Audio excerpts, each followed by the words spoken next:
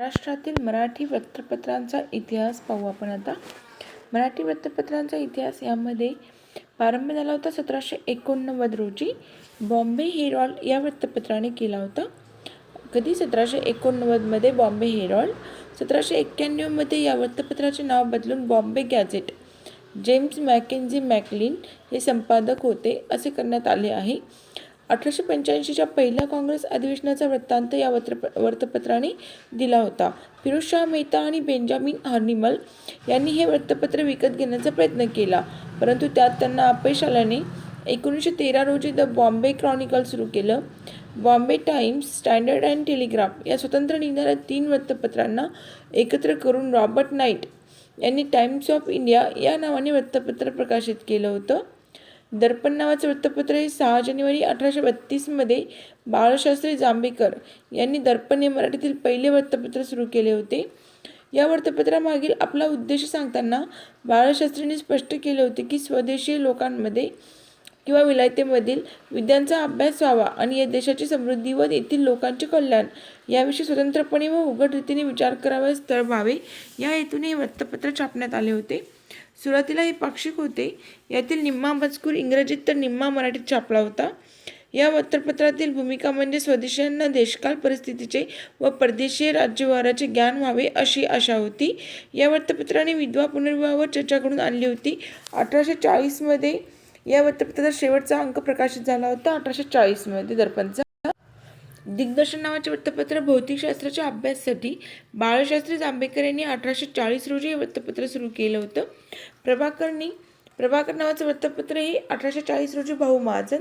दिग्दर्शन म्हटलं तर बाळशास्त्री जांभेकरांचं होतं 1840मध्ये. प्रभाकर पण हे 1840मध्येच भाऊ महाजन यांचं पूर्ण नाव काय, गोविंद विठ्ठल कुंटे ओके यांनी वृत्तपत्र सुरू केलं होतं. या वृत्तपत्रातून लोकहितवाद्यांनी शतपत्रे तर भाऊदाजी लाड यांनी स्वकीयांची दोष प्रकाशित केली होती. ज्ञानोदय हे 1841मध्ये अमेरिकन मराठी मिशनचे हेनरी व्हॅलेंटाईन यांचं ख्रिस्ती धर्माचा प्रसार करण्यासाठी वृत्तपत्र सुरू केलं होतं. अहमदनगर येथून ते प्रकाशित केलं जात होतं. हिंदू धर्मातील अनिष्ट रूढी, परंपरा, अंधश्रद्धा यावर पत्राने टीका केली होती. 1853 रोजी पहिली प्रवासी रेल्वे धावली तेव्हा या पत्रातून चाक्या मसोबा या शीर्षकाखाली बातमी देण्यात आली होती. या वृत्तपत्राचे पहिले 6 अंकही मराठीतून आणि नंतरचे इंग्रजीमधून छापण्यात आले होते. या वृत्तपत्राचं वैशिष्ट्य म्हणजे मराठी वृत्तपत्रामध्ये पिक्चर छापण्याचा मान या वृत्तपत्राकडे जातो. ओके, म्हणजे मराठी वृत्तपत्रामध्ये चित्र छापण्याचा मान कोणत्या वृत्तपत्राकडे, ज्ञानोदय या वृत्तपत्राकडे जातं. ज्ञानप्रकाश नावाचं वृत्तपत्र हे कृष्णाजी रानडे यांनी 1849 रोजी पुण्यातून प्रकाशित केलं होतं. ज्ञानसंग्रह, ज्ञानसंवर्धन व ज्ञानप्रसार हा वृत्तपत्राचा मुख्य हेतू होता. मद्यपान, वेश्याव्यवसाय, व्याभिचार यावर टीका करण्यात आली होती. यामधून ज्ञानदर्शन नावाचं वृत्तपत्र 1853 रोजी भाऊ महाजन यांनी पाश्चात्य विद्येचा परिचय लोकांना करून देण्याच्या उद्देशाने त्रैमासिक सुरू केलं होतं. धूमकेतू नावाचं वृत्तपत्र भाऊ महाजन यांचं 1853 रोजी सुरू झालं होतं. या वृत्तपत्रातून विष्णुबुवा ब्रह्मचारी सारख्या सनातनी विचारवंतांवर टीका करण्यात आली होती. धूमकेतूमधून अरुणोदय हे वृत्तपत्र 22 जुलै 1866 रोजी ठाणे जिल्ह्यातून या वृत्तपत्राचा पहिला अंक प्रकाशित झाला होता.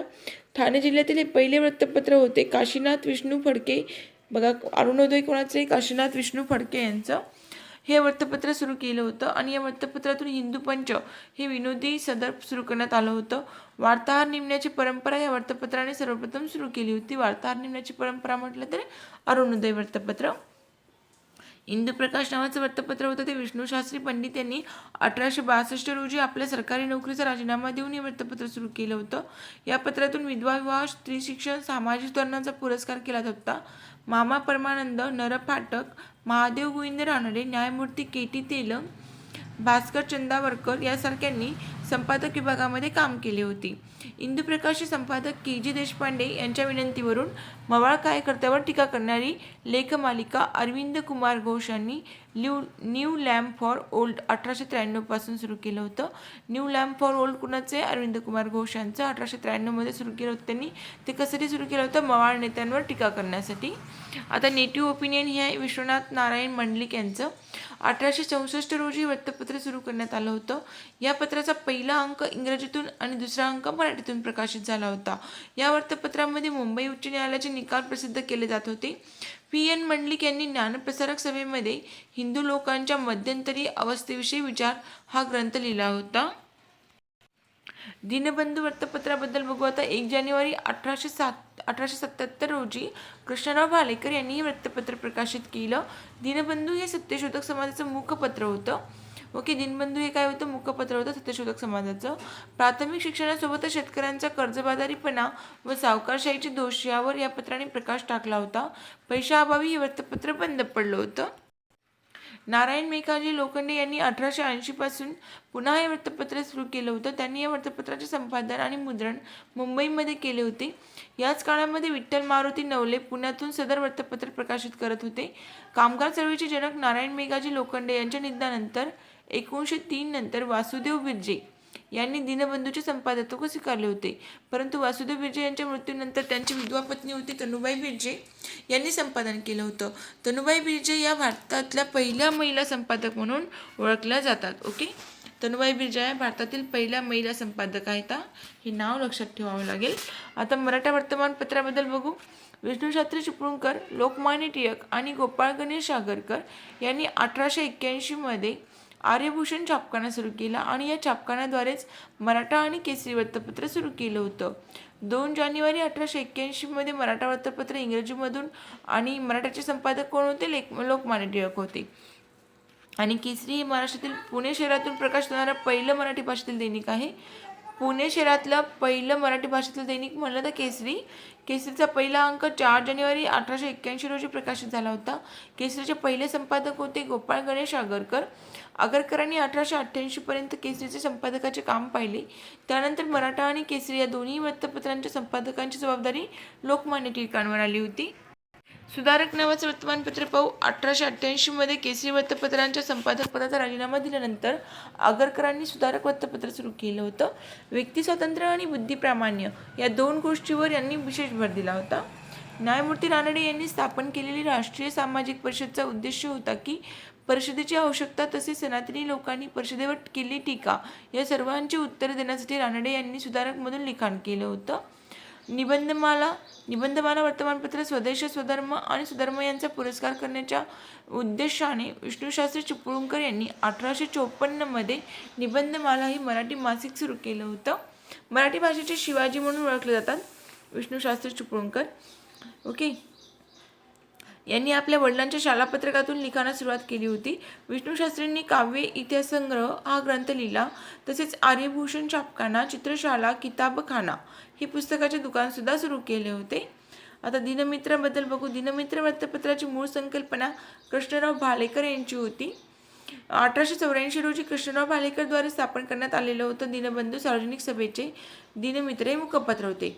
म्हणजे कृष्णराव भालेकर यांनी दिनमित्र सार्वजनिक सभा सुरू केली होती आणि त्याचं मुखपत्र दिनमित्र हे होतं. भालेकरांचे भाचे गणपतराव पाटील यांनी दिनमित्रांचे संपादन केले होते.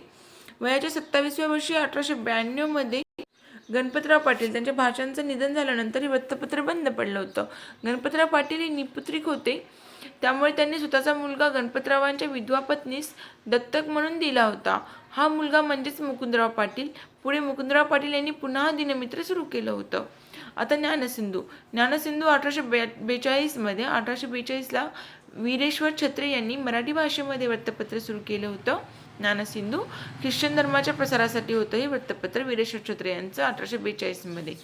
तेज नावाचं वर्तमानपत्र हे दिनकरराव जवळकर यांनी पुण्यामधून ब्राह्मणेतर चळवळीचे वृत्तपत्र सुरू केले होते तेज.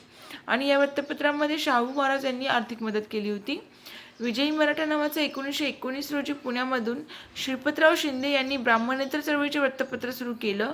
या वृत्तपत्राला शाहू महाराज यांनी आर्थिक मदत केली होती. जागृती नावाचं वर्तमानपत्र होतं सत्यशोधक समाजाचं. भगवंतराव पाळेकर यांनी बडोदा येथून सुरू केलं होतं. या वृत्तपत्रात शाहू महाराज यांनी आर्थिक मदत केली होती. आता मूकनायक वर्तमानपत्र बघू आपण. मूकनायक हे सर्वांना माहिती आहे. 31 जानेवारी 1920 रोजी डॉक्टर बाबासाहेब आंबेडकरांनी मराठी भाषेतील पाक्षिक सुरू केलं होतं मूकनायक. बाबासाहेब आंबेडकर यावेळी मुंबईच्या सिडेनम कॉलेज प्रोफेसर म्हणून नोकरीमध्ये होते. त्यांनी मूकनायकाच्या संपादक पदावर महार जातीच्या पांडुरंग नंदराम भटकर या तरुणास नियुक्त केलं होतं. कोण होते मग मूकनायकचे संपादक? पांडुरंग नंदराम भटकर. तर व्यवस्थापक या पदी ज्ञानेश्वर घोलप यांची नियुक्ती केली होती. या वृत्तपत्राला राजश्री शाहू महाराजांनी 2500 रुपयाची मदत केली होती. 31 जुलै 1920 रोजी मूकनायकाचे संपादक म्हणून ज्ञानेश्वर घोलप यांना करण्यात आलं होतं 1920 मध्ये. संत तुकाराम महाराज यांच्या ओव्या मूकनायक मध्ये छापल्या जात असे. 1923 रोजी पैशाअभावी मूकनायक बंद पडलं होतं. सुरू झालं होतं 1920 मध्ये, 1923 मध्ये पैशाअभावी ते बंद पडलं होतं.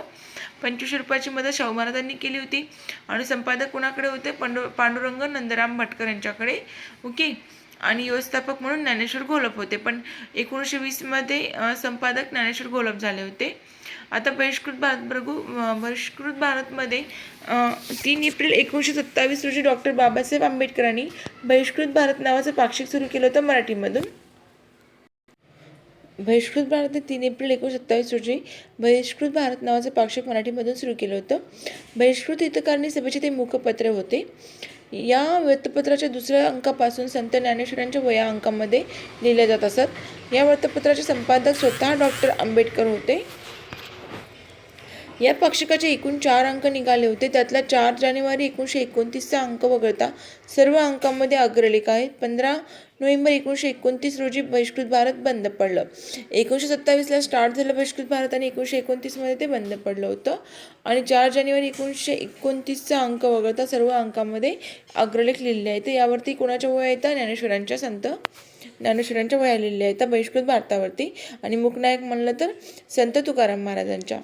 आता समता वृत्तपत्र. पंजाब लाहोर या प्रांतामध्ये भाई परमानंद जातपात तोडक मंडळ चालवित होते. अशाच प्रकारच्या समतेची चळवळ चालवण्यासाठी डॉक्टर बाबासाहेब आंबेडकरांनी समाज समता संघची स्थापना 4 सप्टेंबर 1927 मध्ये केली. या संघटनेचे मुखपत्र 29 जून 1929 रोजी समता वृत्तपत्र सुरू करण्यात आलं होतं. आणि या वृत्तपत्राचे संपादक बाबासाहेबांचे ब्राह्मण जातीचे स्नेही देवराम विष्णू नाईक होते. देवराम नाईक यांनी या वृत्तपत्रामध्ये ब्राह्मणेतर वादांची वास्तव भूमिका निर्भीडपणे मांडली होती. म्हणजे समताचे कोण होते मग? हे संपादक देवराम विष्णू नाईक हे होते. आता जनता वृत्तपत्र. समता या वृत्तपत्राचे रूपांतर जनतामध्ये करण्यात आलं होतं. जनताचे पहिले संपादक देवराम विष्णू नाईक. आणि या वृत्तपत्राचा पहिला अंक 31 ऑक्टोबर 1930 रोजी प्रकाशित झाला होता. गुलामाला गुलामीची जाणीव करून द्या म्हणजे तो बंड करून उठेल, अशी जनतापत्राची बिरुदावली होती. 1955 रोजी पर्यंत जनताचा अंक अनियमितपणे निघत असे. प्रबुद्ध भारत हे वर्तमानपत्र बघू आता. डॉक्टर बाबासाहेब आंबेडकरांनी 14 ऑक्टोबर 1956 रोजी बौद्ध धर्माची दीक्षा घेतली आणि जनता या वृत्तपत्राचे नाव बदलून प्रबुद्ध भारत असे केले. महाराष्ट्रातील प्रमुख समाजसुधारकांबद्दल थोडक्यात माहिती बघू आपण. एक्झामच्या दृष्टिकोनातून सर्व महत्त्वाचे पॉईंट यामधून कव्हर होतील. जगन्नाथ शंकर सेठ यांचा जन्म झाला होता 10 फेब्रुवारी 1803 मध्ये मुंबईमध्ये. आणि निधन पण त्यांचं मुंबईमध्ये 31 जुलै 1865ला झालं. ठाणे जिल्ह्यातील मुरबाड हे त्यांचं मूळ गाव आहे. तसेच त्यांचे मूळ आडनाव काय होते? मुरकुटे. जगन्नाथ शंकर सेठ यांचं मूळ आडनाव होते मुरकुटे. त्यांच्या वडिलांच्या मुंबईत जबिवारांचा व्यवसाय होता, म्हणजे हिऱ्यांचा. आणि त्यांनी स्वतः मिळवलेल्या अमाप संपत्तीपैकी मोठा हिस्सा त्यांनी दान केला होता. तसेच सार्वजनिक कामांकरता खर्चही करून टाकला होता. आई भवानीबाई ही त्यांच्या लहानपणीच वारली होती. तर नाना वय वर्ष 18 असताना त्यांचे वडील शंकर शेठ यांचं निधन झालं होतं. त्यामुळे लहानपणीच त्यांच्यावर कुटुंबाच्या व्यवसायाची जबाबदारी आली होती. नानांनी व्यवसायामधून मिळवलेल्या संपत्तीचा बराच मोठा भाग मुंबईच्या भौतिक विकास करण्यात व सामाजिक सुधारणा करण्यामध्ये खर्च केला होता. शैक्षणिक कार्य पाहू आपण. मुंबईचे पहिले गव्हर्नर माउंट स्टुअर्ट एल्फिन्स्टनने जगन्नाथ शंकर सेठ यांच्या मदतीने 1822 मध्ये हेदशाळा व शाळा पुस्तक मंडळी स्थापन केली होती. आणि याचेच रूपांतर 1824 मध्ये बॉम्बे नेटिव्ह एज्युकेशन सोसायटीमध्ये करण्यात आलं होतं. एल्फिन्स्टन निवृत्त झाल्यानंतर महाराष्ट्रातील लोकांनी एल्फिन्स्टनचे स्मारक बनवण्यासाठी 4,43,901 रुपयांचा एल्फिन्स्टन फंड जमविण्यात आला होता. आणि त्याचे नानाही विश्वस्त राहिले होते. या फंडाचा उपयोग होता एल्फिन्स्टन कॉलेज बांधवण्यासाठी स्थापन करण्यात आला होता. 1837 मध्ये याच कॉलेजला पुढे एल्फिन्स्टन इन्स्टिट्यूट म्हणू लागले. सरकारने शिक्षण प्रसाराच्या कार्यावर नियंत्रण ठेवण्यासाठी 1941 रोजी बोर्ड ऑफ एज्युकेशनची स्थापना केली आणि त्यावर त्यांची नियुक्ती करण्यात आली होती. 1856 रोजी या बोर्डाचे रूपांतर शिक्षण खात्यामध्ये करण्यात आले. बोर्डातील 3 एकदेशीय सभासदांमध्ये सतत 16 वर्षे नाना निवडून आले होते. भाऊदाजी लाड आणि विश्वनाथ नारायण मंडलिक यांच्या मदतीने 1845 मध्ये स्थापना केलेली संस्थानिक संस्था student literary and scientific society आणि मुलींच्या शिक्षणासाठी सुरू केलेली जगन्नाथ शंकरसेठ मुलींची शाळा या त्यांनी स्वतःच्या वाड्यामध्ये चालू केल्या होत्या. 1834 रोजी मुंबईचे गव्हर्नर असलेले सर रॉबर्ट ग्रँट यांच्या मृत्यूनंतर 1945 रोजी ग्रँट मेडिकल कॉलेजची स्थापना झाली होती नानांच्या सहभागाने. 1857 रोजी स्थापन झालेल्या मुंबई विद्यापीठाचे जगन्नाथ शंकरसेठ हे पहिले फेलो होते. 1830 मध्ये मुंबईचे गव्हर्नर जॉन माल्कम यांच्या सहयोगाने जगन्नाथ शंकरसेठ, भाऊदाजी लाड, डेव्हिड ससून, जमशेदजी जिजीभाई, व्ही.एन. मंडलिक यांनी agree horticulture society of western India a geographical society या संस्थेची स्थापना केली. नानांच्या शैक्षणिक कार्याचे स्मारक म्हणून 1857 रोजी the Jagannath Shankarseth first grand Anglo vernacular school काढण्यात आलं होतं. कधी? 1857 मध्ये नानांच्या शैक्षणिक कार्याचे स्मारक म्हणून the Jagannath Shankarseth first grand Anglo vernacular school काढलं होतं. भारतीयांना कलाविषयक शिक्षण मिळावे यासाठी जगन्नाथ शंकरसेठ यांनी खूप मेहनत घेतली. त्यातूनच मुंबई येथे आजचे जे स्कूल ऑफ आर्ट हे महाविद्यालय स्थापन झालेलं आहे. दादाभाई नौरोजी म्हटले, आपण भारतीय लोक जगन्नाथ शंकरसेठ यांचे ऋणी राहिलो पाहिजेत, कारण त्यांना शिक्षणाचे बीजारोपण करून त्यांनी जोपासना केली व अत्यंत काळजीपूर्वक वाढ पण केलेली आहे, असं कोणी म्हटले? दादाभाई नौरोजी यांनी. आता त्यांचं सामाजिक कार्य बघू आपण. जगन्नाथ शंकरसेठ यांचं सामाजिक कार्य. मुंबई काउन्सिलमध्ये निवडून आल्यानंतर जगन्नाथ शंकरसेठ यांनी 1846 रोजी म्युनिसिपल ॲक्ट पास केला आणि या कायद्यानुसार स्वतंत्र म्युनिसिपल कमिशन नेमण्यात आलं होतं, ज्याद्वारे मुंबईतील लोकांच्या आरोग्याची आणि सुखसोयींची व्यवस्था करण्यात आली होती. या म्युनिसिपल कमिशनचे सदस्य होते जगन्नाथ शंकरसेठ. नाना शंकरसेठ यांनी खालील संस्थांना सढळ हाताने मदत केली होती. बॉम्बे स्टीम नेव्हिगेशन कंपनीच्या स्थापनेमध्ये आर्थिक मदत. मुंबई ठाणे रेल्वे सुरू करण्यात आली होती, यासाठी पण आर्थिक मदत त्यांनी केली. रॉयल एशियाटिक सोसायटीची मुंबई शाखेला 5,000 रुपये त्यांनी आर्थिक मदत केली होती. व्हिक्टोरिया अँड अल्बर्ट वसतिगृह संग्रहाला 5,000 रुपयाची. जगन्नाथ शंकरसेठ स्कूलला 30,000 रुपयांची मदत केली होती. एल्फिन्स्टन शिक्षण निधीस 25 लाख रुपयांची आणि राणीच्या बागेसाठी 25,000 रुपयाची मदत केली होती. 1837 रोजी मुंबई येथे हिंदू मुस्लिम दंगे झाले होते.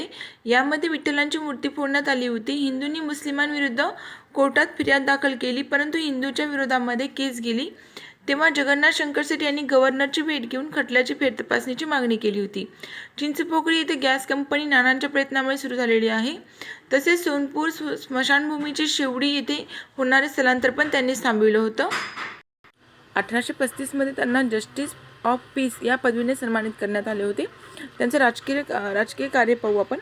जनतेची दुःखे सरकारला दाखविण्यासाठी व सरकारच्या लोकहिताच्या योजनांना सहकार्य करण्याच्या हेतूने जगन्नाथ शंकरसेठ आणि दादाभाई नौरोजी यांनी 1852 रोजी बॉम्बे असोसिएशन या राजकीय संघटनेची स्थापना केली होती. बॉम्बे असोसिएशनचे अध्यक्ष होते जगन्नाथ शंकरसेठ आणि उपाध्यक्ष होते बमनजी, होमरजी आणि खरसेटजी जमशेदजी. सचिव होते भाऊदाजी लाड आणि सदस्य होते कावतजी जहांगीर, डेव्हिड ससून, बापू जगन्नाथ जोशी आणि ब्रांच फर्नांडिस. बॉम्बे असोसिएशन कंपनीच्या कारभाराविषयी तक्रारी अर्ज ब्रिटिश पार्लमेंटकडे पाठविला. या अर्जाचा मसुदा भाऊदाजी लाड यांनी केला होता. अर्जामध्ये कंपनीची राज्य यंत्रणा कमी अवजड, कमी गुंतागुंतीची, कमी पक्षपाती, कमी गुप्त असावी, तसेच कंपनी ब्रिटिश पार्लमेंटला जबाबदार असावी. याशिवाय हिंदी लोकांनी कायदेमंडळामध्ये प्रतिनिधित्व मिळवावे अशी मागणी केली होती. हिंदी लोकांना ग्रँड ज्युरीमध्ये नेमावे म्हणून त्यांनी प्रयत्न केले. तसेच स्मॉल कॉज कोर्टामध्ये काम करण्यास वकिलांना परवानगी मिळवून दिली. 1861च्या कायद्यानुसार जगन्नाथ शंकरसेठ हे मुंबई कायदेमंडळाचे सदस्य होणारे पहिले भारतीय होते. 1861च्या कायद्यानुसार जगन्नाथ शंकरसेठ हे मुंबई कायदेमंडळाचे सदस्य होणारे पहिले भारतीय होते. जगन्नाथ शंकरसेठ यांनी पुणे रेल्वे स्टेशनला 3,000 रुपयाचे घड्याळ दिले होते, तर 15,000 रुपयांचे खर्च करून पर्वतीचा रस्ता बांधून दिला होता.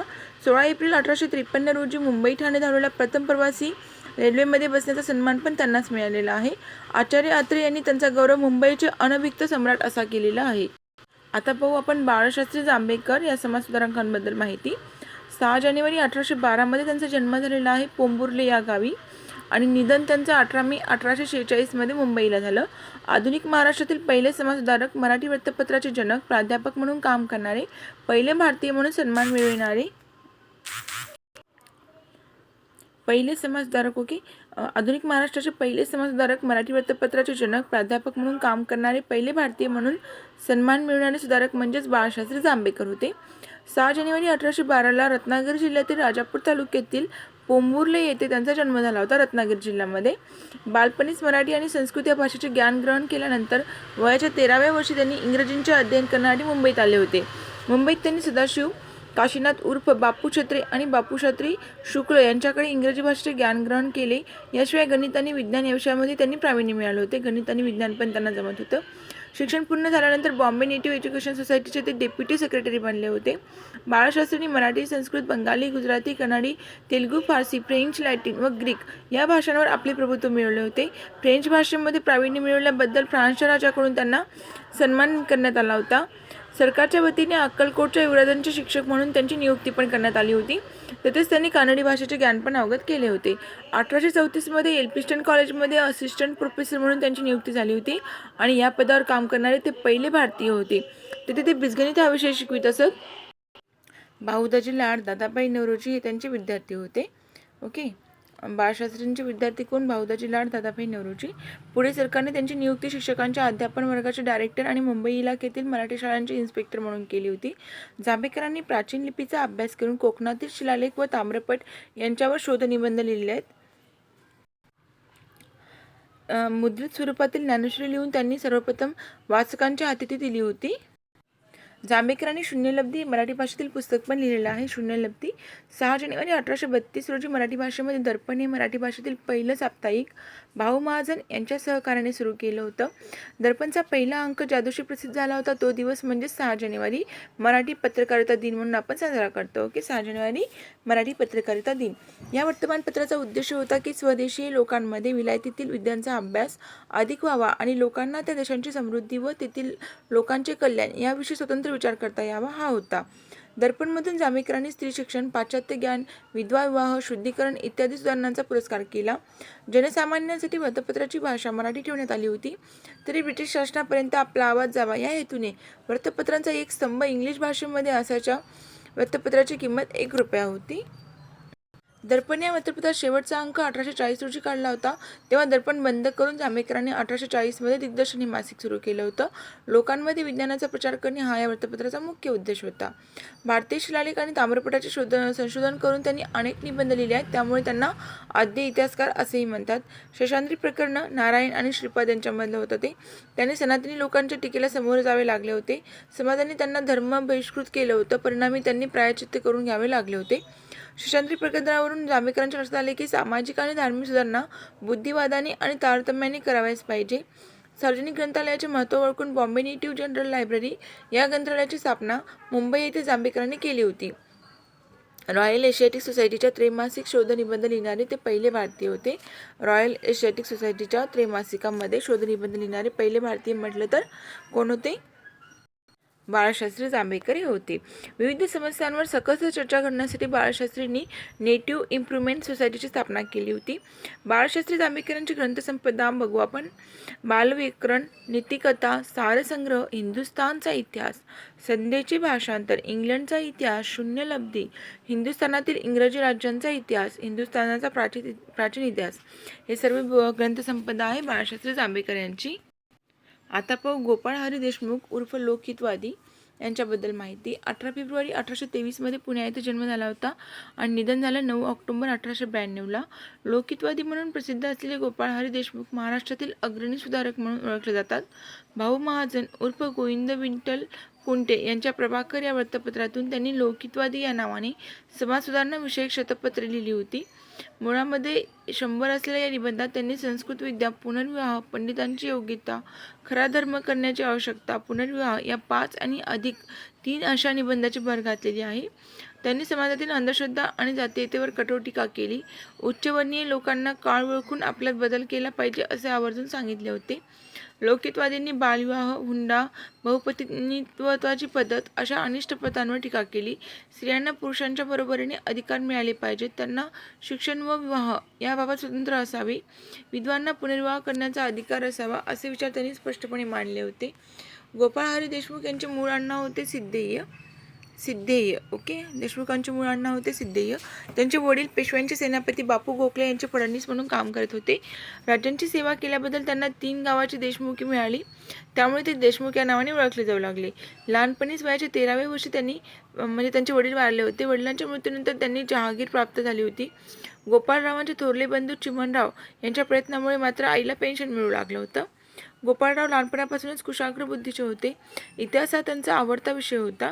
इतिहास या विषयावर त्यांनी सुमारे 10 पुस्तके लिहिली आहेत. शिक्षण पूर्ण झाल्यानंतर वयाच्या 29व्या वर्षी 1844 रोजी 77 रुपयाच्या पगारावर त्यांनी न्यायालयामध्ये भाषांतर म्हणून कार्य केलं होतं. ओके, म्हणजे गोपाळ देशमुख यांचा आवडता विषय कोणता होता? इतिहास. 1846 रोजी ते मुन्सिपची परीक्षा पास झाले. 1852 रोजी त्यांनी नियुक्ती फर्स्ट क्लास मुन्सिप या पदावर करण्यात आली होती. 1856 रोजी इनाम कमिशनर त्यांना असिस्टंट कमिशनर व पुढे कमिशनर म्हणून नियुक्त करण्यात आलं होतं. 1862 रोजी अहमदाबाद इथे असिस्टंट जज व त्यानंतर अहमदनगरला न्यायाधीश म्हणून त्यांनी कार्य केलं. गुजरातमधील गोपाळ हरी देशमुखांनी गुजरातमध्ये वास्तव्यात असताना त्यांनी विविध उपक्रम कार्यान्वित केले होते. तिथेच त्यांनी प्रेमाबाई इन्स्टिट्यूटतर्फे दरवर्षी व्याख्यानमाला घेत असत आणि स्वतःही त्या अनेक विषयावर भाषणे देत असत. गुजरातमध्ये त्यांनी प्रार्थना समाजाची स्थापना केली होती. तसेच गुजराती पुनर्विवाह मंडळ पण स्थापन केलं होतं लोकितवादी यांनी. सरकारी नोकरीत असताना राजांची मनोभावे सेवा केल्याबद्दल सरकारने त्यांना जस्टिस ऑफ पीस व राव बहादूर ही पदवी दिली होती. 1880 मध्ये मुंबई विधिमंडळाचे ते सदस्य बनले होते. रतलाम संस्थानांचे काही काळ त्यांनी दिवाण म्हणून कार्य केलं आहे. श्रमातून संपत्ती निर्माण होते या सूत्रातून गोपाळराव देशमुखांनी दारिद्र्य निर्मूलनासाठी काय करायला पाहिजे याची दिशा समजली होती आणि हिंदुस्थानामध्ये ज्ञानाबरोबरच तंत्रज्ञान व विविध प्रकारचे उद्योगधंदे वाढावेत अशी त्यांची तळमळ होती. स्वदेशामध्ये शिक्षणाचा विकास होऊन स्वभाषेत नवे नवे ज्ञान प्रसारित झाल्याशिवाय हिंदुस्थानला जगातील इतर प्रगत राष्ट्रांच्या बरोबरीचे स्थान मिळणार नाही असे त्यांचे ठाम मत होते. साहित्याच्या क्षेत्रातील त्यांचे कार्य पाहू. लौकिकवादी जसे समाजसुधारक होते तसेच ते उच्च दर्जाचे साहित्यिक सुद्धा होते. त्यांच्या लिखाणांचे वैशिष्ट्य म्हणजे त्यांनी लेखनाच्या स्पष्टीकरणासाठी प्रस्तावना, तळटीपा आणि परिशिष्टे जोडली आहेत. Reverend G.R. ग्लीन यांच्या history of the British empire in India या पुस्तकाच्या आधारे लौकिकवाद्यांनी 1842 मध्ये हिंदुस्थानचा इतिहास हा ग्रंथ लिहिला होता. ओके, कुणाच्या याच्यामुळे? Reverend G.R. ग्लीन यांच्यामुळे. ओके, म्हणजे कोणतं बुक होतं त्यांचं? History of the British empire in India या पुस्तकाच्या आधारे लिहिलं होतं त्यांनी. 1848 पासून त्यांनी भाऊ महाजन यांच्या प्रभाकर या साप्ताहिकामध्ये लोकित आदी या नावाने टोपण नावाने लेखनास सुरुवात केली होती. समाजाला उद्देशून त्यांनी प्रभाकरमधून जी पत्रे लिहिली त्याला शतपत्रे असे म्हणतात. त्यांचा पहिला लेख 12 मार्च 1848 रोजी प्रसिद्ध झाला होता. लेखाचा विषय काय होता की इंग्लिश लोकांच्या व्यक्तिमात्रांच्या गैरसमजुती. ओके, याशिवाय लोकितवादींनी एक ब्राह्मण या नावाने लिखाण केले आहे. सुमारे 36 ग्रंथ आपल्या जीवनकार्यामध्ये लोकितवाद्यांनी लिहिले आहेत. लोकितवाद्यांनी समाजाच्या अत्यंत जिव्हाळ्याच्या विषयावर मराठी भाषेत सुबोध व परिणामकारक चर्चा केली आहे. श्वेतपत्रातून लोभ, ब्रह्म, अंधश्रद्धा यावर कठोर टीका केली होती. लोकितवाद्यांनी परिश्रमपूर्वक इंग्रजीचे अध्ययन केले. त्यांनी मराठी व गुजराती भाषेमध्ये पण लिखाण केले आहे आणि अनेक इंग्रजी ग्रंथांचा त्यांनी मराठीमध्ये अनुवाद केला आहे. मातृभाषेतून शिक्षण या तत्त्वाचे त्यांनी म्हणजे मातृभाषेतून शिक्षण मिळालं पाहिजे या तत्त्वाचा त्यांनी प्रचार केला होता. साहेबांची मर्जी सांभाळण्यापेक्षा लाखो अडाणी बांधवांना ज्ञानदान करावे याचे त्यांनी लिखाण केलं होतं. तर लोकितवाद्यांनी कोणती ग्रंथसंपदा लिहिली होती पाहू आपण. हिंदुस्थानाचा संक्षिप्त इतिहास 1851 मध्ये. पानिपतची लढाई लिहिली होती. ऐतिहासिक गोष्टी भाग 1, ऐतिहासिक गोष्टी भाग 2, ऐतिहासिक गोष्टी भाग 3. हिंदुस्थानचा इतिहास पूर्वार्ध 1878 आणि गुजरात देशाचा इतिहास 1881 मध्ये. लंकेचा इतिहास 1888. लंकेचा इतिहास पण लोकितवाद्यांचा आहे. सुराष्ट्र देशाचा ससाक्ष इतिहास. ओके, उदयपूरचा इतिहास हे पण त्यांचं बुक आहे. कर्नल टॉडच्या ॲनल्स ऑफ राजस्थानचे भाषांतर केलं होतं उदयपूरच्या इतिहासाचा. चरित्र ग्रंथ पृथ्वीराज चव्हाण यांचे चरित्र. चांद बारदाई यांच्या पृथ्वीराज रासो नावाच्या 1991 मध्ये मूळ प्राकृत भाषेमध्ये लिहिल्या गेलेल्या काव्यावर आधारित होतं ते. आणि पंडित स्वामी दयानंद सरस्वती यांचं चरित्र पण त्यांनी लिहिलं होतं. धार्मिक आणि नैतिक विषयावरील ग्रंथ कोणते होते? खोटी साक्ष, खोटी शपथ यांचा निषेध, गीता तत्व, सुभाषित अथवा सुबोध ओढणे, स्वाध्याय, प्राचीन आर्य विद्यांना क्रम, विचार आणि परीक्षण, अश्वलायन, ग्रहसूत्र, आगम प्रकाश या ग्रंथाचे मराठी भाषांतरमध्ये पुढे रघुनाथजी यांनी केलं होतं. आता राज्यशास्त्र आणि अर्थशास्त्राविषयी बुक त्यांचे लक्ष्मी ज्ञान नावाचं बुक लिहिलं होतं. हिंदुस्थानच्या दारिद्र्यात येण्याची कारणे आणि त्यांचा परिहार व व्यापाराविषयी विचार. दादाभाई नौरोजी यांनी पॉवर्टी इन इंडिया या निबंधाच्या आधारे त्यांनी ते लिहिलं होतं. स्थानिक स्वराज्य व्यवस्था 1883मध्ये, ग्रामरचना, त्यातील व्यवस्था आणि त्यांच्या हल्लीची स्थिती, स्वदेशी राज्य व संस्थाने, ही त्यांची काही बुक होते राज्यशास्त्र आणि समाजशास्त्राविषयीची. आता समाज चिंतनविषयीचे काही ग्रंथ बघू. जातीभेद नावाचा ग्रंथ 1887मध्ये लिहिला होता. भिक्षुक, मुंबई आर्य समाजामध्ये दिलेले व्याख्यान, ते पण लिहिलं होतं. प्राचीन आर्यविद्यावृत्ती, कलियुग, निबंध संग्रह, विद्यालहरी, होळीविषयी उपदेश, महाराष्ट्र देशातील कामगार लोकांचे संभाषण, सरकारचे चाकर आणि सुखवस्तू, हिंदुस्थानातील साहेब लोकांशी संभाषणे, इंट्रोडक्शन टू फिजिकल सायन्स या पुस्तकाचा अनुवाद लिहिला होता यंत्रज्ञानमध्ये. आणि पदनामा नावाचं फारसी पुस्तकाचा अनुवाद केला होता पदनामामध्ये. शब्द अलंकार नावाचं पुस्तक पण त्यांचंच आहे लोकितवादींचं. लोकितवाद्यांनी एकूण 2 मासिक सुरू केली होती. त्यापैकी लोकितवादी हे 20 पानांचं होतं आणि हितेच्छू नावाचं होतं ते गुजराती आणि इंग्रजी भाषेतलं होतं हितेच्छू, हे पण लोकितवाद्यांचं. मुंबई प्रांतांचे तेव्हाचे गव्हर्नर हेनरी ब्राऊन यांच्या पुढाकाराने लोकितवाद्यांनी 1848मध्ये पुन्हा नेटिव्ह जनरल लायब्ररी सुरू केली होती. पुढे याचंच नाव पुणे नगर वाचन मंदिर म्हणून प्रसिद्ध झालं होतं. सामाजिक विचार बघू त्यांचे. जातीसंस्था ही समाज उन्नतीच्या मार्गातील प्रमुख अडसर आहे, यावर त्यांचा विश्वास होता. म्हणून त्यांनी जातीसंस्थेवर कठोर टीका केली होती. शब्दप्रामाण्यापेक्षा बुद्धिप्रामाण्य देशवासियांना स्वीकारावे, यावर त्यांचा विशेष भर दिला होता. इंग्रजांमध्ये शिस्त, चिकाटी, उद्योगप्रियता, शौर्य, देशाभिमान आढळतो. याउलट आम्ही आळशी, भित्रे आणि स्वार्थी आहोत. सामाजिकदृष्ट्या इंग्रज स्त्रीदक्षिण्यवादी, सामाजिक विषमता न मानणारे, तर आम्ही स्त्रीदक्षिण, पायदळी तुटविणारे, जातीयता मानणारे, अपपराभवाने विघटित झालेलो आहोत, यासारखे विचार त्यांनी मांडले होते. लोकितवाद्यांनी बहुपत्नीत्व, हुंडा, बालविवाह यावर टीका केली. तसेच स्त्री शिक्षणावर भर देऊन समाजात उद्योग वाढीसाठी एकत्र कुटुंब पद्धती आवश्यक आहे, याचा पुरस्कार केला होता. शैक्षणिक विचार. हिंदी लोकांना माणसे म्हणून जगवायचे असेल आणि सुधारणावादी राष्ट्रांच्या मागे जर जायचे असेल तर त्यांच्या जीवन पद्धती व शिक्षण यांचा स्वीकार भारतीय लोकांनी करणे आवश्यक आहे. ज्ञानाच्या प्रचारासाठी मराठी शाळेमध्ये इंग्रजी शिक्षण नेमावेत, नॉर्मल स्कूल सुरू करावेत, वृत्तपत्रांचा प्रसार व्हावा, जगप्रवास करावा, वाचनालय काढावीत, अशी अनेक सूचना त्यांनी केल्या होत्या. त्यांचे राजकीय विचार कसे होते पाहूत. आपण सर्व एकत्र होऊन विलतेत एक शिष्टमंडळ पाठवावे, म्हणजे इंग्लंडला, आणि आपल्या देशामध्ये पार्लमेंट मागून घ्यावी, अशी सूचना त्यांनी केली होती. आपणास कोणत्याही एका व्यक्तीचे किंवा वर्गाचे राज्य नको, तर सर्व थरातील लोकांचे लोकसत्ताक राज्य हवे आहे, अशी त्यांची अपेक्षा होती. 1849 रोजी लोकितवाद्यांनी स्वदेशी वस्तूंचा स्वीकार करणे आणि इंग्रजी वस्तूंवर बहिष्कार टाकण्याची सूचना केली होती. परदेशी लोकांनी भारतीयांचे कसे आर्थिक शोषण केले आहे हे लोकितवाद्यांनी दाखवून दिले होते. याशिवाय शोषणाचे उगमस्थान मानवी श्रम आहे हे सांगण्यास ते विसरले नाही. 1849 रोजी लोकितवाद्यांनी स्वदेशी वस्तूंचा स्वीकार आणि इंग्रजी वस्तूंवर बहिष्कार टाकण्याची सूचना स्वकीयांकडे केली होती. परदेशी लोकांनी भारतीयांचे कसे आर्थिक शोषण केले आहे हे लोकितवाद्यांनी दाखवून दिले होते. याशिवाय शोषणाचे उगमस्थान म्हणजे मानवी श्रम आहे हे पण त्यांनी सांगण्यास विसरले नव्हते. राजा सर्वसत्ताधीश झाला तरी खजिन्यातील पैसा उडवण्याचा त्यास अधिकार नाही, कारण तिजोरीतील पैसा राजाचा नसून तो प्रजेचा आहे, हे विचार त्यांनी मांडले होते. इंग्लंडकडे जाणाऱ्या भारतीय संपत्तीचे वर्णन दादाभाई नौरोजी आर्थिक निस्सारण अशा शब्दामध्ये करतात, तर लोकितवादी यांचे वर्णन लक्ष्मी विलायतेत चालली अशी उपमा त्यांनी देऊन केलेली आहे. इंग्लंडमध्ये जाणाऱ्या संपत्तींना दादाभाई नौरोजींनी काय म्हटलं होतं? आर्थिक निस्सारण असं म्हटलं होतं. आणि लोकितवादी यांनी काय म्हटलं होतं? लक्ष्मी विलायतेत चालली असं म्हटलं होतं. आता बघू भाऊदाजी लाड यांच्याबद्दल. जन्म यांचा 1824मध्ये झाला होता आणि निधन 31 मे 1874मध्ये झालं. रामचंद्र विठ्ठल उर्फ दाजी लाड हे मूळचे गोव्यातील पेडणे तालुक्यातील पारसे या गावचे रहिवासी होते. त्यांचा जन्म त्यांच्या आजोळी मांजरी येथे 1824 रोजी झालेला आहे. त्यांचे घराणे वत्सगोत्री सारस्वत ब्राह्मण होते. त्यांचे वडील उद्योगानिमित्त मुंबई येथे स्थायिक झाले होते, त्यामुळे मुंबई हीच भाऊदाजी यांची कर्मभूमी बनली होती. शालांत परीक्षा पास झाल्यानंतर त्यांनी एल्फिन्स्टन कॉलेजमध्ये प्रवेश घेतला. अनेक शिष्यवृत्ती मिळून त्यांनी पदवीचे शिक्षण पूर्ण केले होते. पदवी संपादनानंतर त्यांनी एल्फिन्स्टन कॉलेजमध्ये शिक्षक म्हणून काही काळ काम केलं. 1843 रोजी भाऊंचा विवाह पर्वतीबाईसोबत झाला होता. त्यांना विठ्ठल आणि द्वारकानाथ ही 2 मुले जन्मास आली होती. 1845 रोजी मुंबई येथे जगन्नाथ शंकरसेठ यांच्याद्वारा ग्रँट मेडिकल कॉलेज सुरू केलं होतं. जगन्नाथ शंकरसेठ आणि भाऊदाजी लाड यांनी. भाऊंनी नोकरी सोडून या मेडिकल कॉलेजमध्ये प्रवेश घेतला होता. 1851 रोजी भाऊंनी वैद्यकीय क्षेत्रातील पदवी संपादित केली व तिथेच त्यांनी असिस्टंट सर्जन म्हणून कार्य केलं. त्यानंतर नोकरीचा राजीनामा देऊन त्यांनी स्वतंत्रपणे वैद्यकीय व्यवसाय सुरू केला. समाजातील गोरगरीब लोकांना मोफत उपचार घेता यावेत यासाठी त्यांनी मुंबईत एक धर्मादायी दवाखाना सुरू केला होता.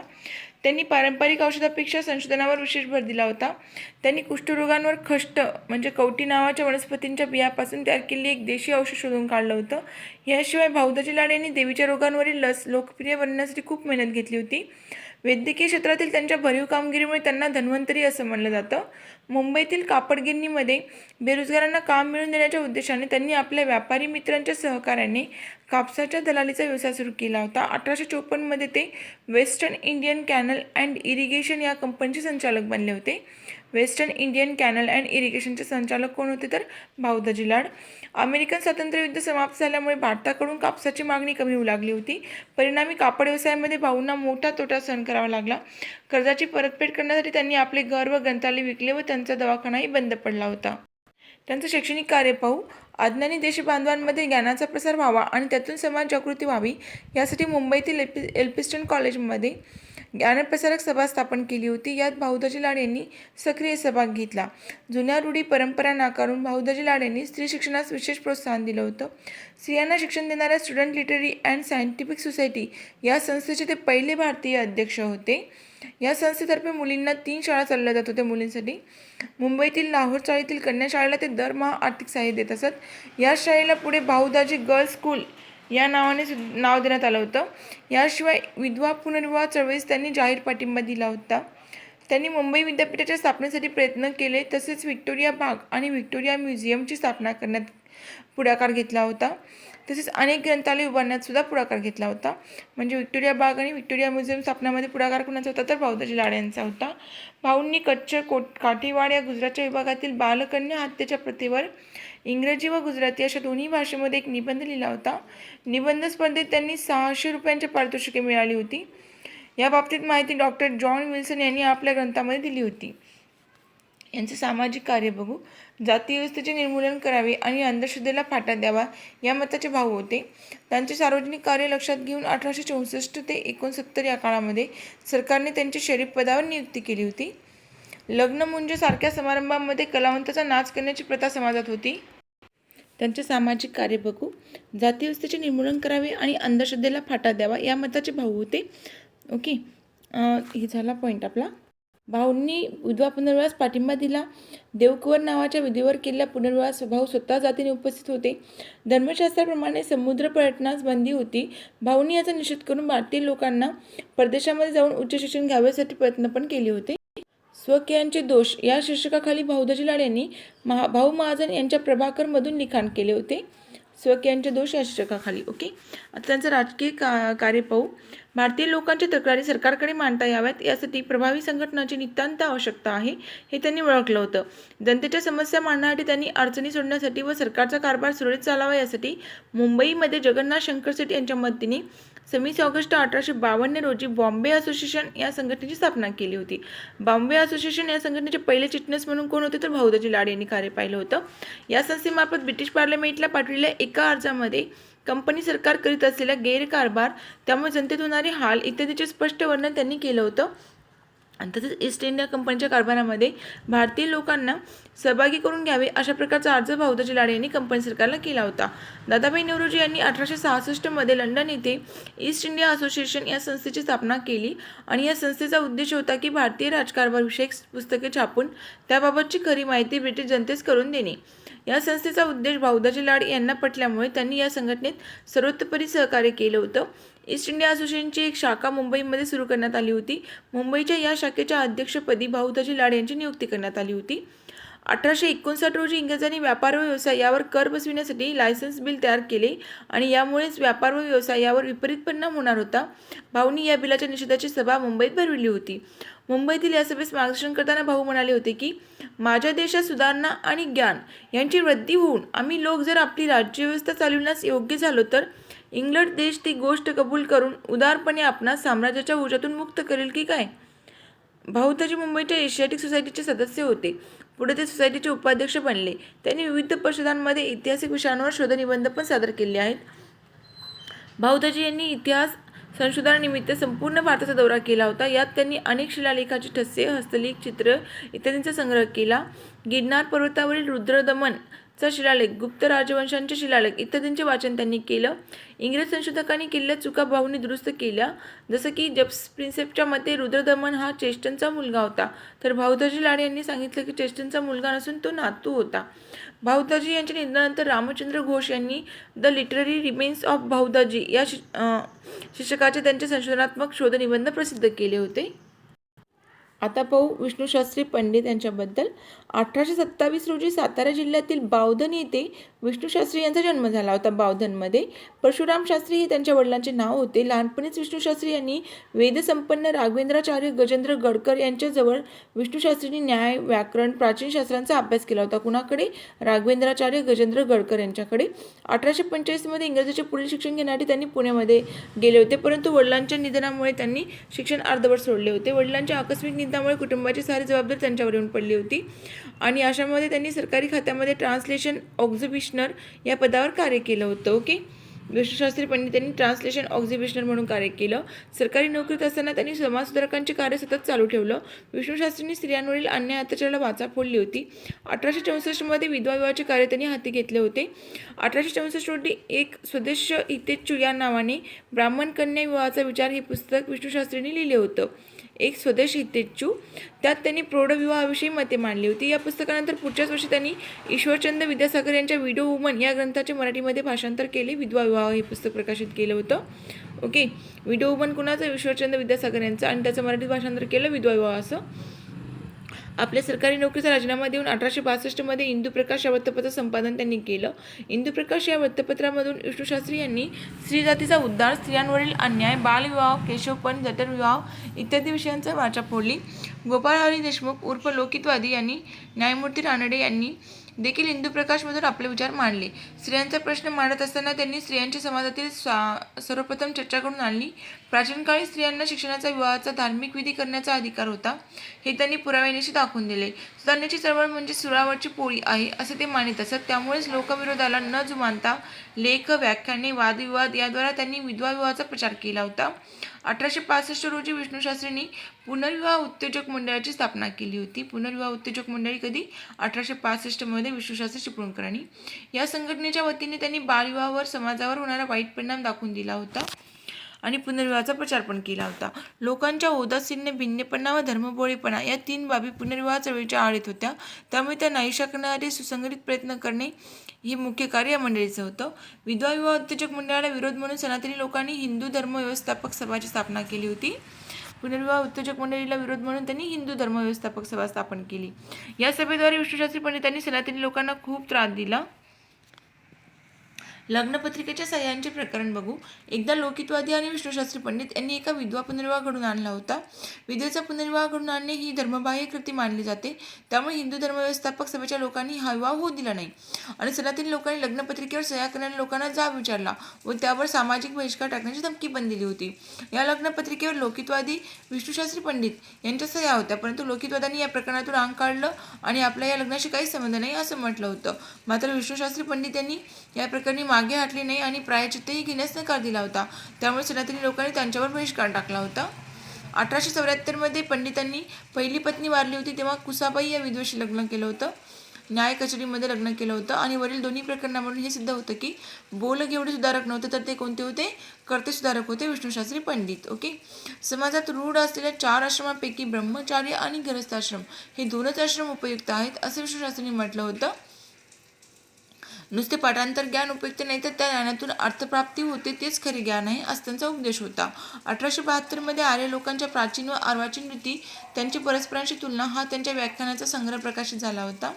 विष्णुशास्त्री पंडित यांची ग्रंथसंपदा पाहू. नानासाहेब फडणवीस यांची बखर, हिंदुस्थानचा इतिहास, ब्राह्मण कन्या विवाह, इंग्रजी मराठी कोश, विधवा विवाह, संस्कृत आणि महाराष्ट्र धातुकोश, शूद्रधर्म आणि स्मृतिशास्त्र.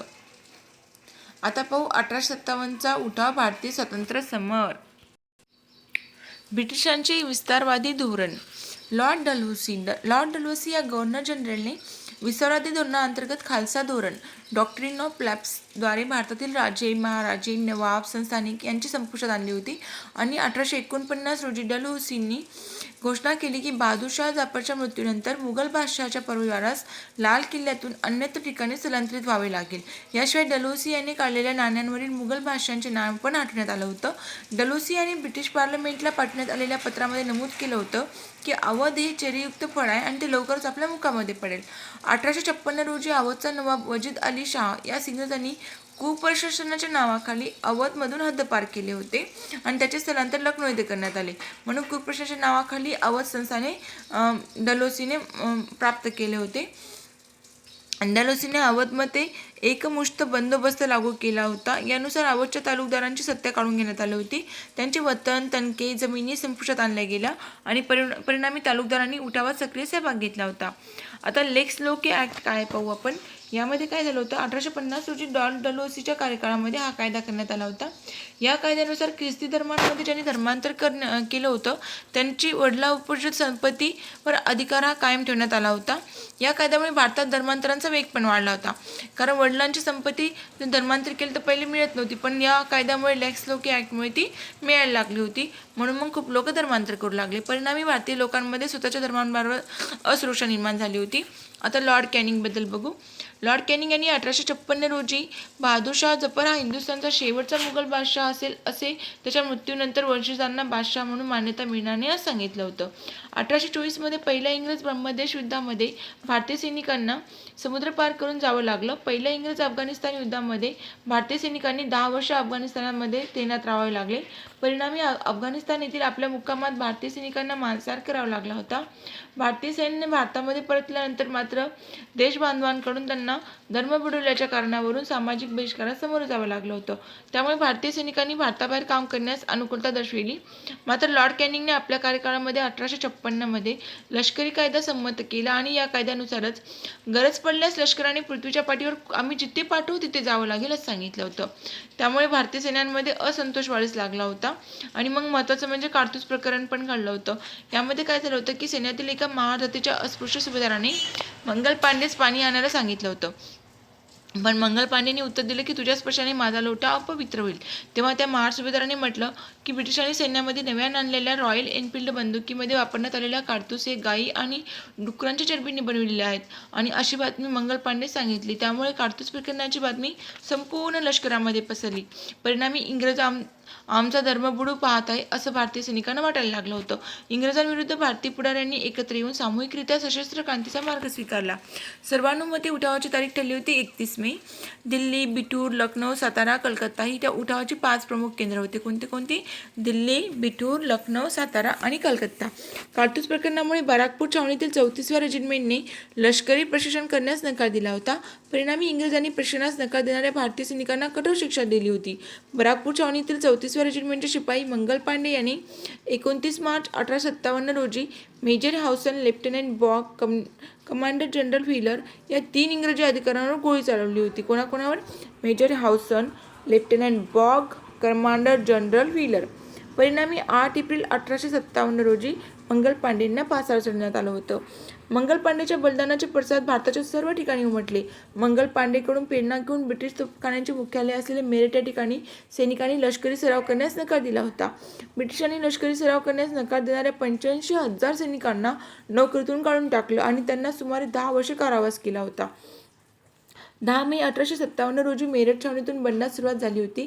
भारतीय सैनिकांनी मेरठ तुरुंगावर हल्ला केला आणि अटक झालेल्या 85 सैनिकांची त्यांनी सुटका केली होती. 11 मे 1857 रोजी भारतीय सैनिकांनी दिल्लीवर हल्ला केला. दिल्ली ताब्यात घेऊन मुघल बादशाह बहादूरशाह जफर यास भारताचा सम्राट म्हणून जाहीर केलं होतं. बादशहाचा सेनापती म्हणून जनरल बख्त खान यास नियुक्त करण्यात आलं होतं. 26 मे 1857 रोजी नानासाहेब पेशवा यांनी कानपूरचा ताबा घेऊन स्वतःला पेशवा म्हणून जाहीर केलं होतं. कुणी? नानासाहेब पेशवांनी. झाशीची राणी लक्ष्मीबाई यांनी तात्याटोपेच्या मदतीने इंग्रजांविरुद्ध युद्ध पुकारलं होतं आणि मध्य प्रदेशमधील मांडला प्रांत येथील राजगडची राणी अवंतीबाई लोधी हिने सुमारे 4000 सैनिकांसह इंग्रजांविरुद्ध सशस्त्र लढा दिला होता. अवंतीबाई लोधी होती राजगडची. घोषणापत्र काय होतं पाहू आपण. ब्रिटिशपूर्व काळातील राज्यव्यवस्था स्थापित करणे, दरबारी संस्कृती पुन्हा स्थापित करणे, विभिन्न पदांवर भारतीयांची नियुक्ती करणे, सैनिकांना नियमितपणे योग्य वेतन दिले जाईल, काही ठिकाणी सैनिकांद्वारे जनतेची होत असलेली लूट ताबडतोब बंद करण्यात यावी, ब्रिटिश शासन उद्धवस्त झाल्यानंतर उठावकर्त्यांनी दिल्ली, कानपूर, लखनौ येथे फिराई सत्ता स्थापन करण्याचा प्रयत्न केला होता. 1857च्या उठावावर प्रकाशझोत टाकणारे समकालीन साहित्य बघू आपण. माझा प्रवास नावाचं होतं. विष्णुभट गोडसे नामक ब्राह्मण आपल्या तीर्थयात्रेला जात असताना त्यांना आपल्या प्रवासात उठावकर्त्यांनी हालचाल दिसली होती. तीर्थयात्रेदरम्यान आपल्या डोळ्यांनी दिसलेल्या घटना त्यांनी आपल्या रोजनिशीमध्ये नमूद केल्या होत्या आणि यालाच काय म्हणतो आपण, माझा प्रवास हा ग्रंथ होय हा. आता फ्रॉम सिपाई टू सुभेदार, माझा प्रवास म्हणलं तर विष्णुभट गोडसे आणि फ्रॉम सिपाई टू सुभेदार म्हणलं तर सुभेदार सीताराम पांडे आणि त्याचा मुलगा इंग्रजांच्या सैन्यामध्ये शिपाई होता.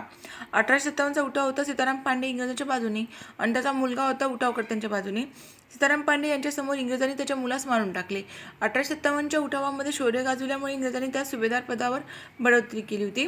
1859 रोजी सरकारी नोकरीतून निवृत्त झाल्यानंतर कर्नल नॉरगेटच्या सल्ल्यानुसार सीताराम पांडे यांनी अवधी भाषेमध्ये आपले संस्मरण लिहिले. या संस्मरणाचे इंग्रजीमध्ये भाषांतर कर्नल नॉरगेट यांनी केलं होतं आणि या ग्रंथाचे नाव फ्रॉम सिपाई टू सुभेदार असं नाव ठेवलं. आज दस्तंभू काय होतं पाहू. मुघल बादशाह बहादूरशाह जफरचे सुप्रसिद्ध दरबारी कवी मिर्झा गालिब यांनी 1857च्या उठावातील घटना आपल्या डोळ्यात देखत पाहिल्या आणि त्याने आपल्या डायरीत नमूद केल्या आणि त्यालाच काय म्हणतात, दस्तंभू असं म्हणतात. कवी मिर्झा गालिब यांचा दस्तंभू. जॉन के यांनी 1901 रोजी history of the sepoy war in India हा ग्रंथ लिहिला होता. 1857च्या उठावावर प्रकाशित झालेला हा ग्रंथ आहे, पहिलाच ग्रंथ, history of the sepoy war in India, John Kaye. आता चपाती आंदोलन आणि रेड लोटस मुवमेंट पाहू. 1857च्या उठावकर्त्यांनी उठावाच्या बातम्या प्रसारित करण्यासाठी चपाती आणि लाल कमळाच्या फुलाचा वापर केला होता. भारतीय वंशाचे पोलीस चौकीदार एका गावातून दुसऱ्या गावात जात असताना लाल कमळ आणि चपाती घेऊन जात असत आणि यात उठावकर्त्यांनी गावकऱ्यांसाठी संदेश असे. तसेच मध्यरात्री गावातील भिंतीवर चपाती आणि लाल कमळचे चित्र काढले जात असे. भिंतीवर मजकूर लिहिला जात असे की सब लाल हो गए हे. या आंदोलनामध्ये सुमारे 90,000 चौकीदारांनी सहभाग घेतला होता. वर्तमानपत्राची भूमिका काय होती बघू. महाराष्ट्रातील प्रसिद्ध सुधारक विष्णुबुवा ब्रह्मचारी यांनी वर्तमान दीपिका आणि वृत्तसार या बातमीपत्राद्वारे उत्तरेकडील उठावाच्या बातम्या दक्षिणेकडे प्रसारित केल्याने त्यांना तुरुंगवास झाला होता. आता हे महत्त्वाचे बघा की विष्णुबुवा ब्रह्मचारी यांनी वर्तमान दीपिका आणि वृत्तसार या 2 पत्राद्वारे उत्तरेकडील बातम्या दक्षिणेकडे पसरविल्या होत्या. ओके. हिंदू पेट्रियॉटिक 1857च्या उठावाबाबत घटना या वृत्तपत्राने प्रकाशित केल्या होत्या, हिंदू पेट्रियॉटिक याने. आणि तात्या टोपेला झालेली फाशी, राणी लक्ष्मीबाई आणि कुंवर सिंह यांच्या पराक्रमाच्या बातम्या पण या वृत्तपत्रामध्ये हिंदू पेट्रियॉटिकमध्ये प्रकाशित झाल्या होत्या. आता पाहू आपण कोणत्या ठिकाणी कोणाचं नेतृत्व होतं. तर 1857च्या उठावामध्ये सहभागी झालेले भारतीय क्रांतिकारी. दिल्लीमध्ये बघा अतिशय महत्त्वाचे पॉईंट आहे इथे. दिल्लीमध्ये जनरल बख्त खानांचं नेतृत्व होतं आणि तिथे त्यांच्या विरुद्ध कोण होतं, कॅप्टन हडसन, लेफ्टनंट विलोम्बी आणि जॉन निकोल्सन. कानपूरमध्ये नानासाहेब पेशव्यांचं नेतृत्व होतं आणि त्यांच्या विरुद्ध होते सर व्ह्यू व्हीलर आणि कोलिन कॅम्बेल इंग्रज अधिकारी. लखनौमध्ये बेगम हजरत महल यांचं नेतृत्व होतं आणि त्यांच्या विरोधामध्ये होते हेनरी हॅवलॉक आणि जेम्स ऑटरम. बिहारमध्ये नेतृत्व केलं कुंवर सिंह यांनी आणि यांच्या विरोधामध्ये इंग्रज अधिकारी होते विलियम टेलर आणि विन्सेंट अय्यर. फैजाबादमध्ये मोहम्मद अब्दुल्ला शाह यांचं नेतृत्व होतं आणि इंग्रज अधिकारी होते मेजर विन्सेंट ऑथर तिथे. झाशीमध्ये नेतृत्व केलं लक्ष्मीबाई यांनी, राणी लक्ष्मीबाई यांनी आणि त्यांच्या विरोधामध्ये इंग्रज अधिकारी होते सर ह्युरोज. बरेलीमध्ये खान बहादूर कार यांचं नेतृत्व होतं आणि त्यांच्या विरोधामध्ये हेनरी लॉरेन्स, कोलिन कॅम्बेल इंग्रज अधिकारी. अलाहाबादमध्ये लियाकत अली होते आणि त्यांच्या विरोधामध्ये जनरल नील होते. ग्वाल्हेरमध्ये तात्या टोपे यांचं नेतृत्व होतं आणि त्यांच्या विरोधामध्ये सर ह्युरोज होते. नागपूरमध्ये विलायत अली आणि कादिर खान होते आणि त्यांच्या विरोधामध्ये कोण होतं, स्टीफन हिप्लॉय. नागपूरमध्ये स्टीफन हिप्लॉय. गोरखपूरमध्ये गजाधर सिंह होते. फरुखाबादमध्ये नवाब तफजल हुसेन होते. सुलतानपूरमध्ये शाहिद हुसेन यांचं होतं. संबलपूरमध्ये सुरेंद्र साई. हरियाणामध्ये राव तुलारामांचं नेतृत्व होतं. मथुरामध्ये देवी सिंह. मेरठमध्ये कदम सिंह. मध्य प्रदेशमध्ये अवंतिकाबाई लोधी. रायपूरमध्ये नारायण सिंह. मंदसौरमध्ये शहाजादा हुमायूं आणि खानदेशमध्ये होतं कजाल सिंह आणि भीमा नाईक यांचं. सातपुडा पर्वतरांगेमध्ये नेतृत्व केलं होतं शंकरशाह यांनी. साताऱ्यामध्ये महाराजा प्रतापसिंह आणि रंगो बापूजी गुप्ते. कोल्हापूरमध्ये चिमासाहेब आणि रामजी शिरसाट. संगमनेर, अहमदनगर इथे भागोजी नाईक यांचं होतं. नाशिकमध्ये कोळी राजे भगवंतराव. जामखिंडी इथे आप्पासाहेब पटवर्धन. म्हैसूरमध्ये कृष्णशास्त्री मल्हार आणि गोवलकोंड्यामध्ये चिन्न भूपती.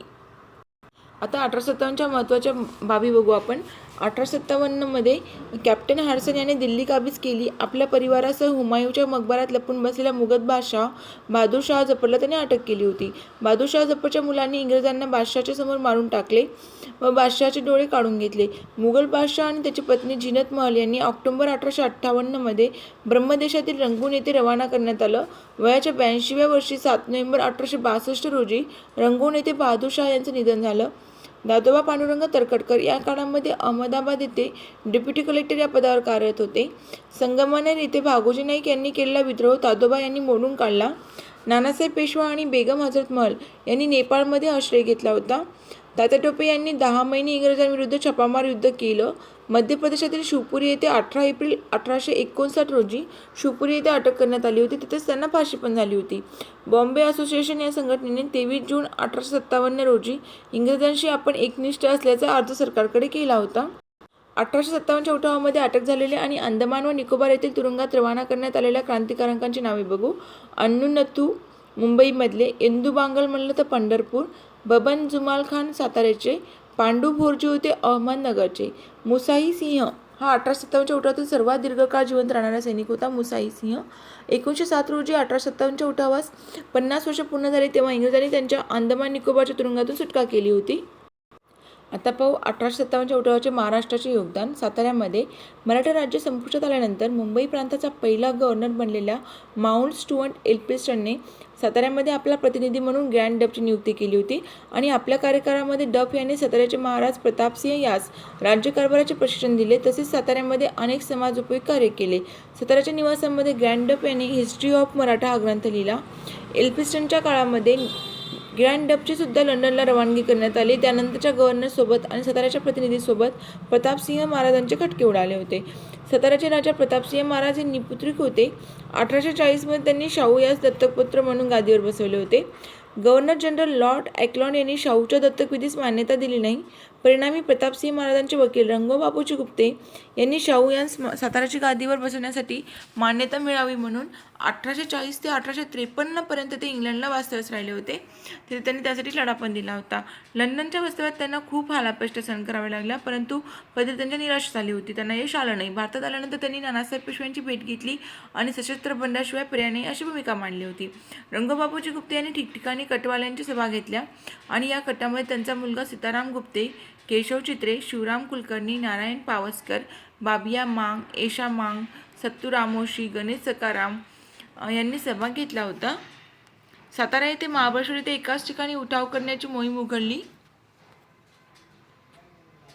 केशव नीलकंठ चित्रे यांनी महाबळेश्वर येथे उठाव करायचा आणि नारायण पावसकर यांनी साताऱ्यावर हल्ला करून खजिना लुटायचा असा कट रचला होता. या कटामध्ये साताऱ्याचा तुरुंग अधिकारी शिपाई मानसिंह सहभागी होता. उठावाची बातमी इंग्रजांना कळली तेव्हा त्यांनी शिपाई मानसिंह यास पकडले आणि 12 जूनला त्याला तोफेच्या तोंडी दिलं होतं. उठावात सहभागी असणाऱ्या लोकांची इंग्रजांनी धरपकड सुरू केली. यात सीताराम गुप्ते, केशव चित्रे, बाबिया मांग, एशा मांग, गणेश सकाराम कारकनीस यांना इंग्रजांनी अटक केली. सीताराम गुप्ते, नारायण पावसकर, शिवराम कुलकर्णी, केशव चित्रे यांना फाशी देऊन टाकली आणि गणेश कारकनीस, सत्तू रामोशी यांना तोफेच्या तोंडी दिलं होतं. उठावाचे मुख्य सूत्रधार रंगोबापूजी गुप्ते यांना पकडण्यास सरकारने 5,000 रुपये बक्षीस ठेवलं होतं, परंतु ते शेवटपर्यंत पण भूमिगत राहिले, त्यांना काही सापडले नाही. आता कोल्हापूरमध्ये काय घडलं पाहू. मराठा राज्य संपुष्टात आल्यानंतर इंग्रजांनी आपला वकील म्हणून रामराव देसाई यांना नियुक्त करण्यात आलं होतं. त्यांनी कोल्हापूर संस्थानामधील किल्ल्यांवरील गडकऱ्यांना सेवेतून काढून टाकले आणि त्यांची जमिनी पण काढून घेतल्या आणि 1844मध्ये इंग्रजांविरुद्ध कोल्हापूर येथे बाबाजी ऐरेकर आणि सावंतवाडी येथे फोन सावंत यांच्या नेतृत्वाखाली सशस्त्र उठाव करण्यात आला. इंग्रजांनी जेम्स ऑटरम यांच्या नेतृत्वाखाली हा विद्रोह मोडून काढला होता आणि त्यानंतर त्यास कोल्हापूरचा पॉलिटिकल एजंट म्हणून नियुक्त केलं होतं. इंग्रजांनी कोल्हापूरच्या बंडास कोल्हापूरची राणी ताईसाहेब म्हणजे सईबाई यांना जबाबदार धरलं व त्यांची रवानगी पुण्याला केली. गडकऱ्यांचा उठाव मोडण्यासाठी इंग्रजांनी जो खर्च केला होता तो खर्च त्यांनी कोल्हापूर संस्थानावर लादला आणि हा खर्च म्हणजेच 5% व्याजदराने घेतलेलं कर्ज होय. तसेच हे कर्ज फिटेपर्यंत राजाने कोल्हापूरच्या गादीवर बसता येणार नाही असं पण सांगितलं होतं. परिणामी राणी सईबाई, दिनकरराव गायकवाड आणि धाकटे राजे चिमासाहेब यांनी इंग्रजांविरुद्ध कट रचला आणि या कटामध्ये 27व्या पलटणातली सुमारे 200 शिपाई रामजी शिरसाट यांच्या नेतृत्वाखाली 31 जुलै 1857 रोजी उठावात सहभागी झाले होते. किती 200 शिपाई होते ते 27व्या पलटणातली. चिमासाहेबांनी नानासाहेब पेशव्यांना चांदीच्या मुठीची तलवार नजराणा म्हणून पाठवली होती आणि उठावाची जमावजमा करण्याचा संदेश त्यामध्ये दिला होता. मुंबईतील शिक्षित मध्यम वर्गाने आणि भारतीय उद्योगपतींनी 1857च्या उठावाकडे पाठ फिरवली. उठावाची बातमी समजताच मुंबईतील ज्यू धर्मीयांनी ब्रिटिश सरकारकडे अर्ज केला. अर्जात पुढील बाबी सांगितल्या होत्या की आम्ही इंग्रजांच्या राज्यात सुखी आहोत. ब्रिटिशांच्या राजवटीत इमानी नागरिक म्हणून आम्ही काम राहू शकतो म्हणून सांगितलं. ज्यू धर्मीयांच्या पाठोपाठ बॉम्बे असोसिएशनने 23 जून 1857 रोजी अशाच प्रकारचा अर्ज दिला इंग्रजांना पाठवून. आणि मुंबई प्रांतातील सुधारक विष्णुबुवा ब्रह्मचारी यांनी मात्र आपलं वृत्तपत्र वर्तमान दीपिका आणि वृत्तसार यातून उत्तरेकडील उठावाच्या बातम्या दक्षिणेकडे प्रसारित केल्या आणि म्हणून त्यांना अटक करण्यात आली होती. मुंबईचा पोलीस कमिशनर चार्ल्स फोर्जेट यांनी मुंबईच्या पोलीस कचेरीजवळ एक वधस्तंभ उभा केला आणि या वधस्तंभावर लिहिले होते, जो ब्रिटिश राजवटीविरुद्ध उठाव करेल त्याच्या नशिबी हा वधस्तंभ होईल. मुंबई ब्रिटिश सैन्यातील शिपाई गंगाप्रसाद यांनी हिंदी सैनिकांना स्वतःच्या घरी बैठक घेतली आणि सैनिकांनी दिवाळीच्या मुहूर्तावर बंडाचे निशाण उभारण्याचे निश्चित केले होते. मात्र फितुरीमुळे उठावाचा कट मोडून काढण्यात आला आणि फौजेने कटाच्या सर्व जणांना पकडण्यात आले होते. गंगाप्रसाद आणि त्याच्यासोबतच्या 7 जणांना जन्मठेपेची शिक्षा झाली होती.